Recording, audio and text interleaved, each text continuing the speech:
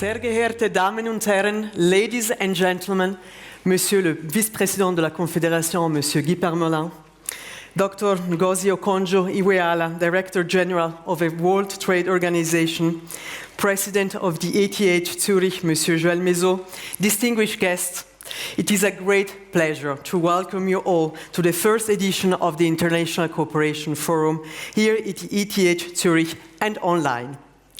This year, the focus is on the potential of economic growth and how Switzerland can help developing and partner countries to capitalize on that in a socially, environmentally, and climate-friendly way. Over 2 days, actors from international cooperation, politics, business, research, philanthropy, NGOs, and youth representatives will come together to engage in dialogue and share ideas for solutions that can bring about sustainable economic change. Besides speeches from 2 federal councillors, ETH Zurich professor and astrophysicist Thomas Zurbuchen, along with the Director General of the International Trade Organization, we talk about innovation and multilateralism. During the various thematic sessions, we will also be looking at subjects such as sustainable finance and the role of the private sector, including the reconstruction of Ukraine that will be tomorrow. Other topics will include science for innovation markets, the potential for economic development on the African continent to benefit local populations, the role of democracy, science, and smart cities. Before we dive into our discussions, I would like to warmly thank Joël Mézot, President of the ETH Zurich, for welcoming us to this prestigious institution, and I'm glad to give you the floor. Thank you.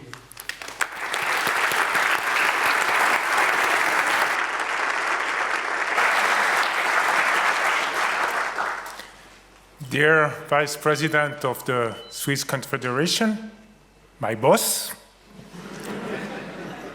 dear WTO Director General, dear representatives from EDA and SECO, ladies and gentlemen, welcome here at ETH Zurich.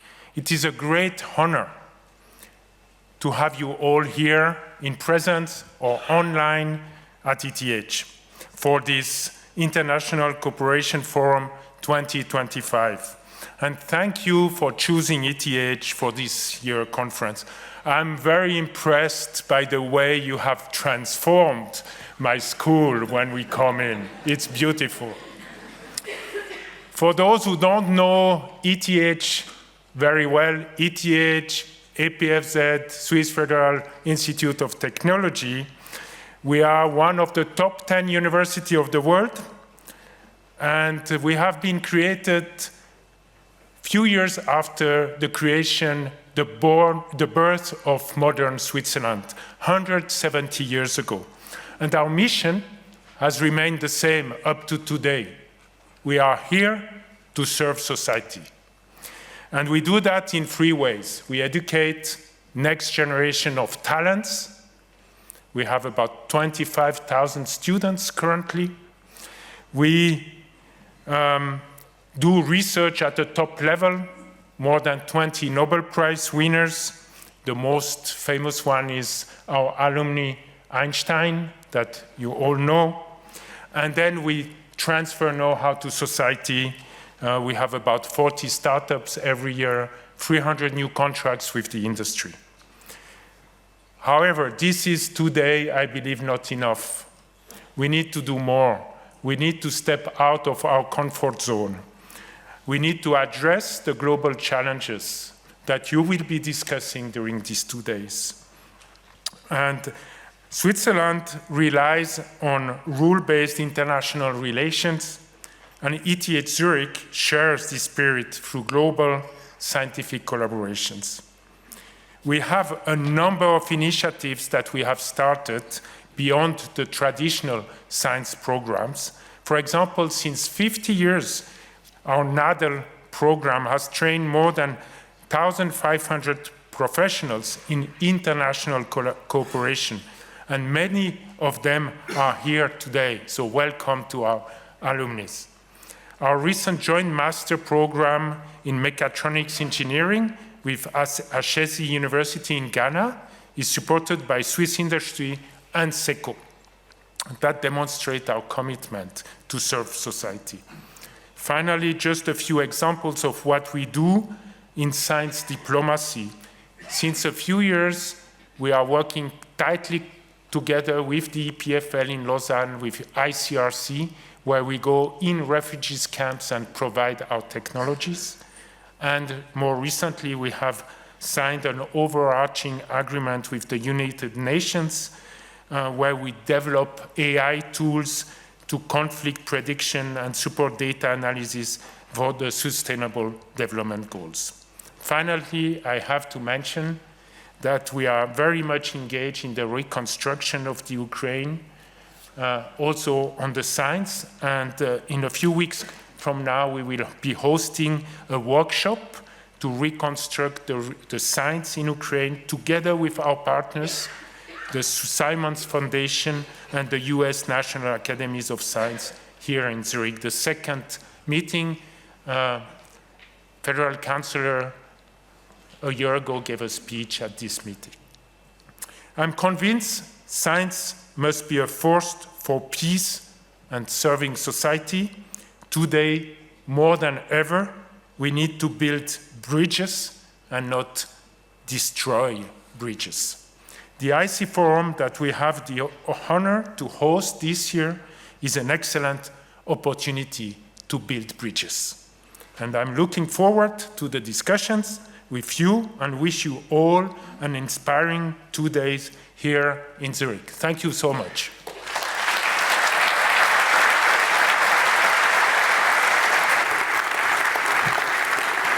Thank you very much, Mr. Mezot.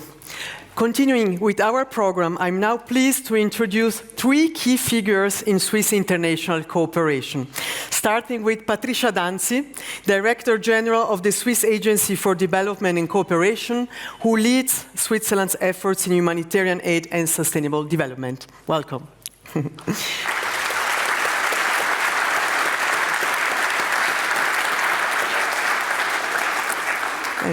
Dominique Paravicini, Delegate of the Federal Council for Trade Agreements, is Head of Economic Cooperation and State Secretariat for Economic Affairs.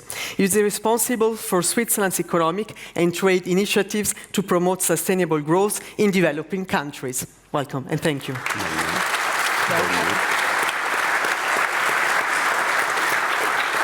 And Tim Enderlin, Head of the Peace and Human Rights Division at the Federal Department of Foreign Affairs, working to advance peace, democracy, and human rights worldwide. These 3 organizations of 2 departments, Federal Department of Foreign Affairs and Federal Department of Economic Affairs, Education and Research, represent together International Cooperation Switzerland, which has 4 main objectives: human development, sustainable economic development, climate and environment, peace and governance. Tim Enderlin, last year, Swiss international cooperation focuses on peace, of course, a fundamental pillar of global stability.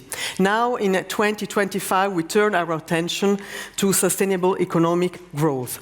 What is still important from last year's discussions, and what do you carry forward into this year's theme? Thank you. In a time of rapid change, I think it is important not only to know where we are going, but also to remember where we come from. And looking back at last year's forum, the IC Forum 2024, it focused on the theme of peace, as you just mentioned. And the speakers there, and many of the speakers, emphasized how peace diplomacy and peace building will become increasingly important in the current geopolitical environment. Unfortunately, I think we have to note the developments this year have proven them right.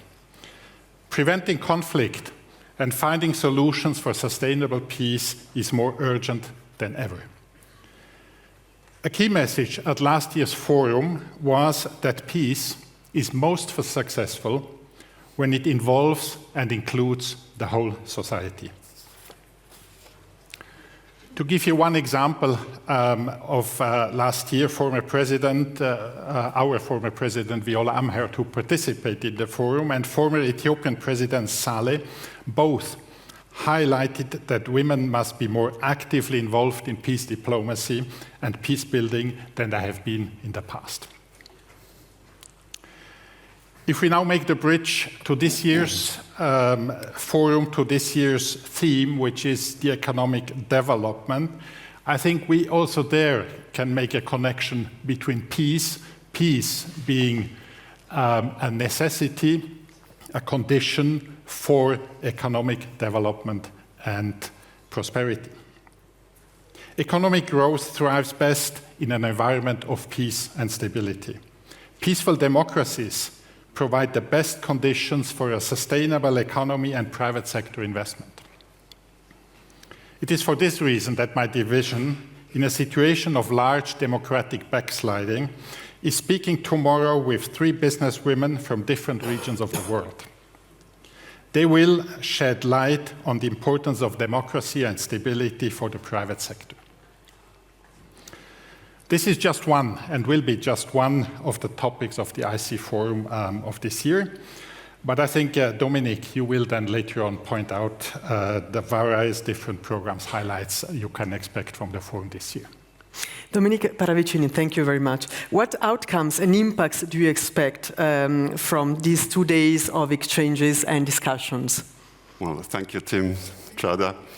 We'll see. But first of all, we are very grateful to the ETH Zurich that we can hold the IC Forum here today. I mean, you said it, but this university stands for excellence. And we at SECO strive always to make the Swiss expertise a driving force for our economic cooperation. And we do have many fields of work where we work together, and we are very grateful for that. Now, I'm really thrilled to be here today, as we are looking forward to an exciting forum. Some points have already been mentioned, but my highlights would be for the following 2 days. We will look, for example, at how different stakeholders work together to enhance the sustainability of Swiss chocolate value chain. Yes, Swiss chocolate value chain, that's one of the important topics we have here. And we do this by engaging with the private sector. We will get to know the global city dwellers and see how they can benefit from the idea of smart cities.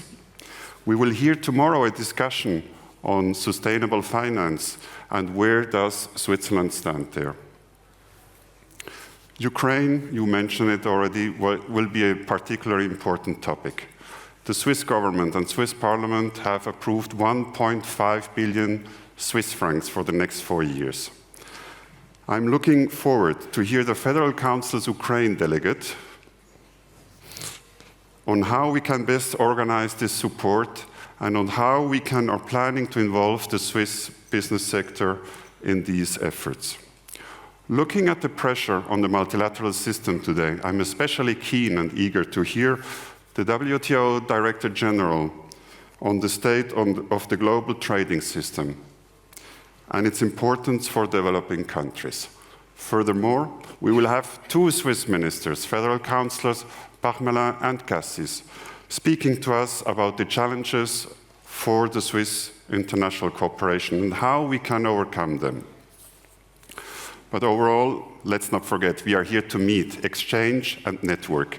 We will need this exchange to continue to progress in our work, and we are really looking forward to it. And I think, given the current global situation, dialogue is more important than ever. Thank you, Chada. Thank you very much.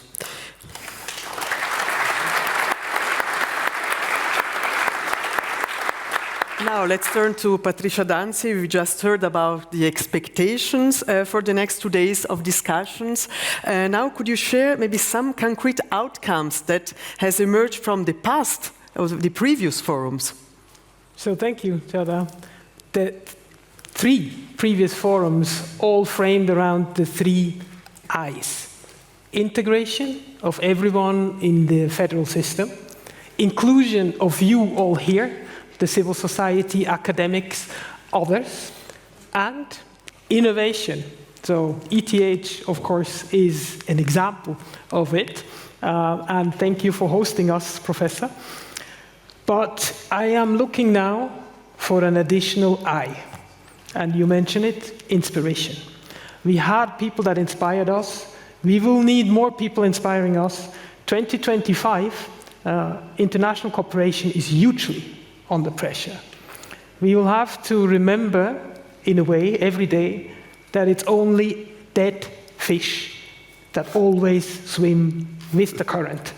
So sometimes we will have to swim upstream and pedal. And I know that today, especially when trade barriers go up, when transactional costs are higher for everything we do, we need people that inspire us. We will have today our Vice President, Guy Parmelin. He's also speaking to us, and you, Director General Ngozi Okonjo.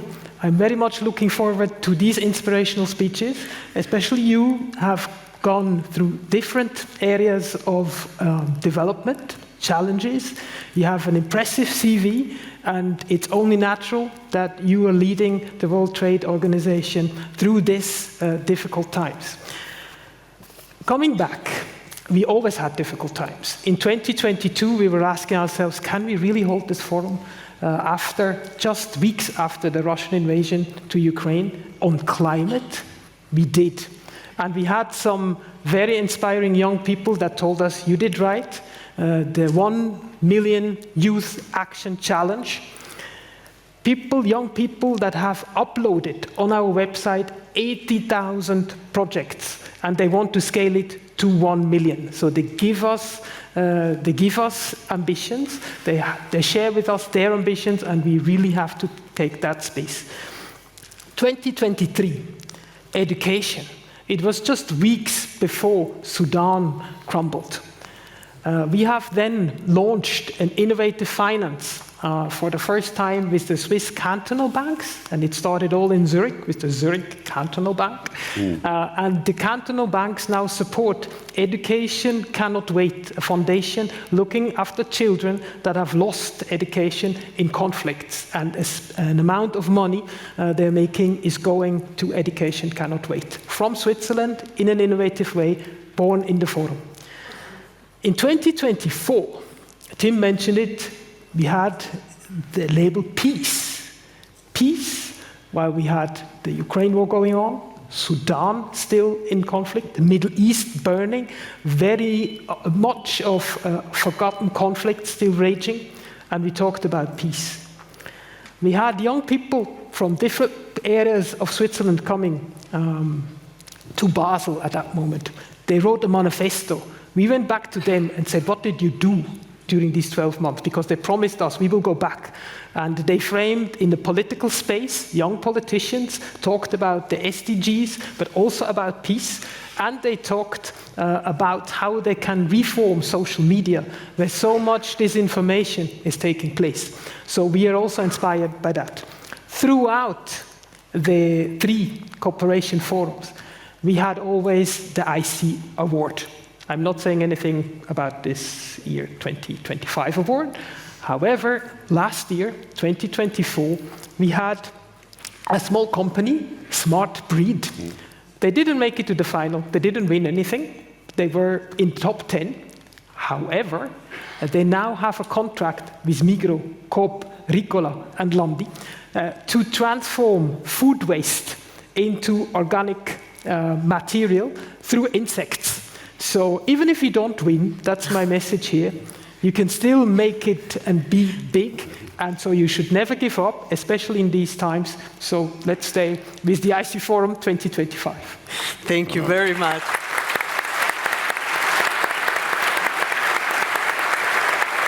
Thank you for your contribution. Thank you so much. And now let's complete this discussion on Switzerland's role with the next video, which highlights the potential for economic growth.